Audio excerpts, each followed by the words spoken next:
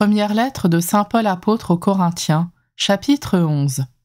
Imitez-moi, comme moi aussi j'imite le Christ. Je vous félicite de vous souvenir si bien de moi et de garder les traditions que je vous ai transmises.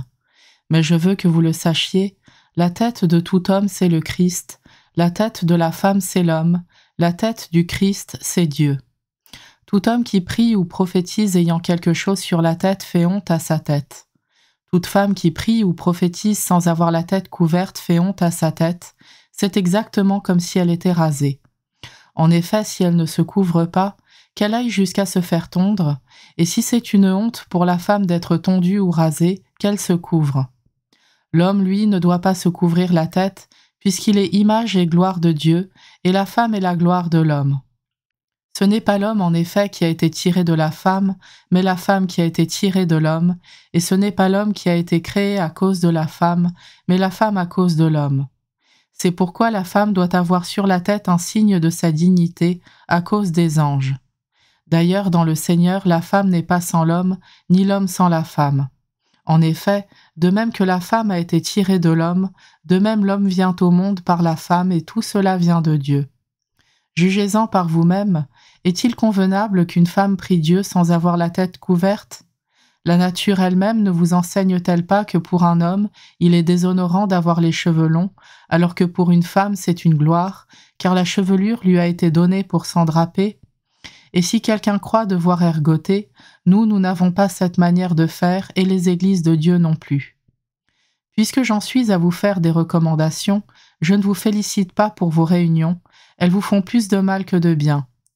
Tout d'abord, quand votre Église se réunit, j'entends dire que parmi vous il existe des divisions et je crois que c'est assez vrai, car il faut bien qu'il y ait parmi vous des groupes qui s'opposent, afin qu'on reconnaisse ceux d'entre vous qui ont une valeur éprouvée.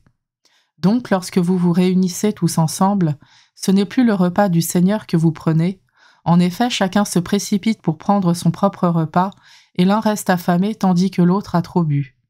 N'avez-vous donc pas de maison pour manger et pour boire? Méprisez-vous l'Église de Dieu au point d'humilier ceux qui n'ont rien? Que puis-je vous dire? Vous féliciter? Non, pour cela je ne vous félicite pas. J'ai moi-même reçu ce qui vient du Seigneur et je vous l'ai transmis. La nuit où il était livré, le Seigneur Jésus prit du pain. Puis, ayant rendu grâce, il le rompit et dit : « Ceci est mon corps qui est pour vous. Faites cela en mémoire de moi. » Après le repas, il fit de même avec la coupe en disant : « Cette coupe est la nouvelle alliance en mon sang. Chaque fois que vous en boirez, faites cela en mémoire de moi.